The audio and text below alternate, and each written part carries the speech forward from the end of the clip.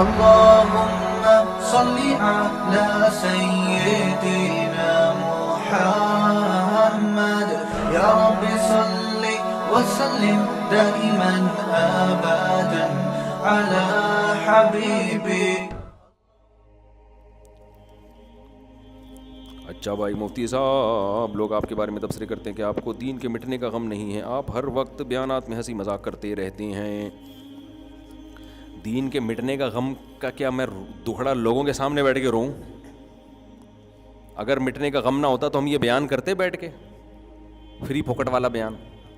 وہ لوگ اس پہ اشکال کرتے ہیں یوٹیوب چینل بھی تو ہے نا مونیٹائز ہے، تو یوٹیوب چینل تو بعد میں مونیٹائز ہوا ہے نا، اور وہ تو کیا بھی جس نے چینل بنایا ہے ایڈمن نے، وہ مونیٹائز جب نہیں تھا تو بھی ہم اسی طرح بیان کر رہے تھے، مونیٹائز ہے تو بھی اسی طرح بیان کر رہے ہیں. اس کی مونیٹائزیشن سے ہمارے بیانات کی صحت پہ کوئی فرق نہیں پڑا، سمجھتے ہو؟ تو یہ وہی ہے کہ کوئی آپ کو کچھ بھی لا کے گفٹ پکڑا دے تو وہ دے رہا ہے گفٹ، نہیں بھی دیتا تو بھی کر رہے تھے. تو یہ تو اب یوٹیوب تو چینل ہی اب آیا نا، بیانات تو ہم کب سے کر رہے ہیں، وہ تو بہت عرصے سے کر رہے ہیں. تو اس لیے میرے بھائی دین کے مٹنے کا غم نہیں. باقی یہ کہ ہر آدمی کا اپنا مزاج ہوتا ہے ایک. اگر میں رونے دھونے کی باتیں غم لے کے بیٹھ جاؤں تو دین اس سے زندہ نہیں ہوگا، اس بات کا خطرہ ہے کہ اور ہی مٹنا نہ شروع ہو جائے. میں سویڈن میں تھا نا، تو وہاں ایک خاتون آئی، ان کے ہسبینڈ بھی وہ اتنے متاثر تھے، وہ دونوں میاں بیوی اتنے زیادہ وہ جذباتی ہو رہے تھے نا ملاقات کر کے. انہوں نے کہا کہ ہماری بچی تھی بالکل لبرل ہو گئی تھی، الحاد، اور یہ بیان بھی وہ سنیں گے، بالکل الحاد کی طرف جا رہی تھی. وہ سمجھا کے ہم تھک گئے نا اس ماحول میں. یہ ایک کیس نہیں ہے، بہت سے لوگوں کے ایسے کیس ہیں. تو انہوں نے جب بیانات سننا شروع کیے تو آہستہ آہستہ کیا ہوا کہ تو کیونکہ سنتے ہی نہیں تھے، کسی کو سن ہی رہے تھے.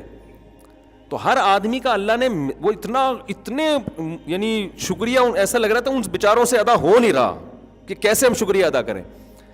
تو اگر میں نوٹس تیار کرنا یا ریکارڈ رکھنا شروع کر دوں نا، کتنے نوجوانوں نے توبہ کی ہے، کتنوں کی زندگیاں بدل گئیں، کتنوں کو اسلام کی توفیق ملی، کتنے غیر مسلم بھی مسلمان ہوئے ہیں بیانات سن کے، میں ریکارڈ رکھنا شروع کر دوں تو بہت موٹا رجسٹر تیار ہو سکتا ہے. لیکن میں یہ ریکارڈ رکھتا نہیں ہوں کہ اگر اللہ کے ہاں قبول ہے تو بغیر ریکارڈ کے بھی قبول ہے، قبول نہیں ہے تو ریکارڈ رکھ کے کرنا کیا ہے.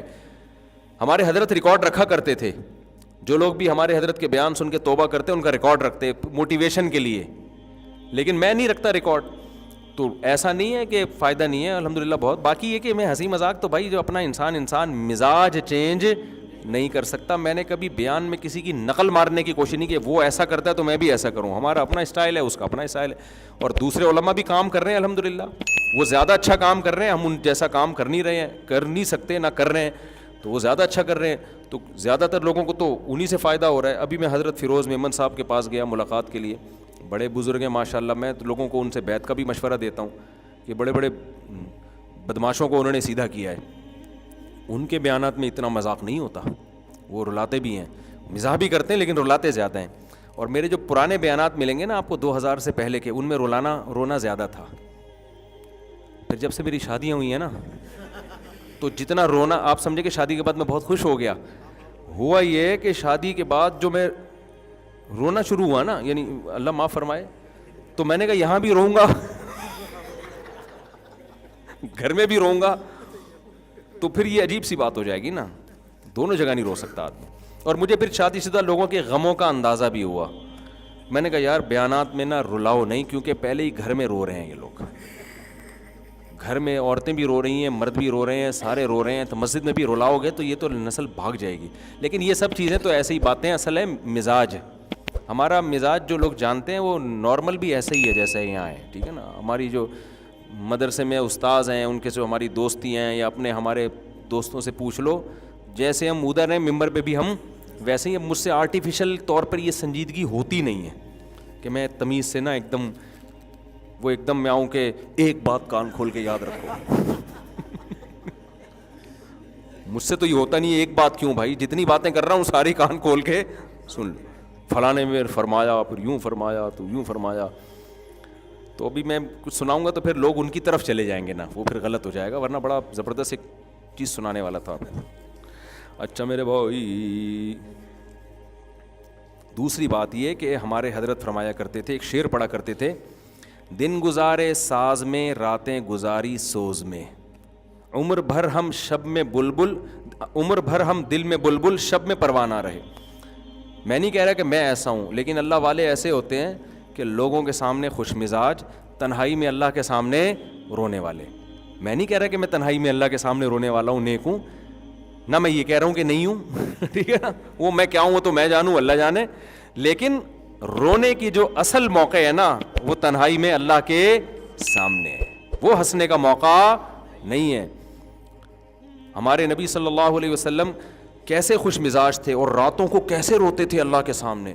امی عائشہ فرماتی ہیں ہانڈی کے ابلنے کی آواز آتی تھی, لیکن دن میں کیسے خوش مزاج. حضرت ابو ہریرہ رضی اللہ عنہ فرماتے ہیں میں نبی سے جب بھی ملا ہوں, ہمیشہ آپ نے مجھے جب بھی دیکھا ہے, کبھی ایسا نہیں ہوا کہ مجھے دیکھ کے مسکرائے نہ ہوں آپ.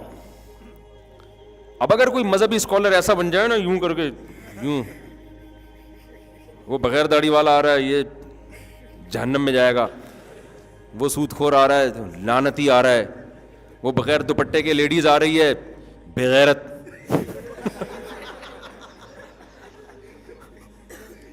تو اس سے کیا ہوگا, وہ دوپٹہ پہن لے گی ہے بھائی, وہیں سے بھاگ جائے گی, بولے وہ وہیں سے ٹاٹا کر کے میں کسی پادری کے پاس جاؤں گی, مولوی کے پاس آنے کی ضرورت نہیں.